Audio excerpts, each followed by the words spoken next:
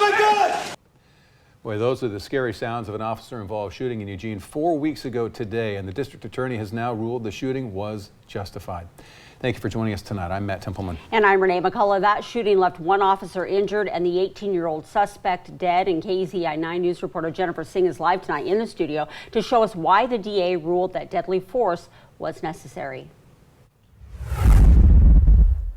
Well, the district attorney described the scene of the shooting as chaos, which you can clearly hear on the newly released body camera video. And the DA says the officers involved had no other choice but to fire.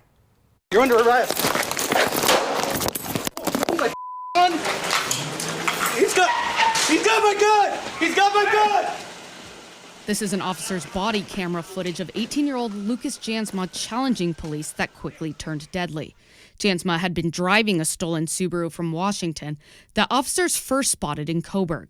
But when a lieutenant tried pulling Jansma over, he took off.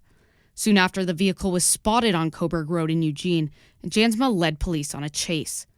Reaching 90 miles per hour, the pursuit was called off for safety reasons. The car was then spotted by an officer going into the Viking condominiums. And the DA says Jansma was followed by 4 officers to a dead-end parking area of the complex.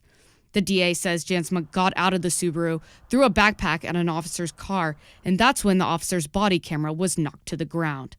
The DA says Jansma was then able to grab the officer's gun, shooting him in his backside. Several other officers jumped in trying to release Jansma's grip on the gun. But Sergeant Ryan Lane with the Lane County Sheriff's Office eventually fired 2 shots at Jansma's head. It's really something when somebody is determined to try to get a police officer's gun. And I mean, determined to get a police officer's gun and struggling to that level. The second shot fired was fatal. Those decisions have to be made in a split second about what we're going to do to try to stop what's happening here.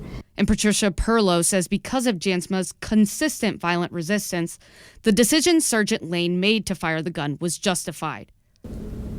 It's an unfortunate circumstance. I mean, for the police officers who were involved in this to have to be in that, and for an officer to feel the need to use deadly force,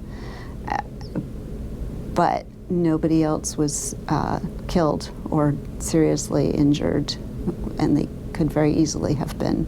She says because of how densely populated that condominium complex is, the officers handled the situation as quickly and safely as they could have.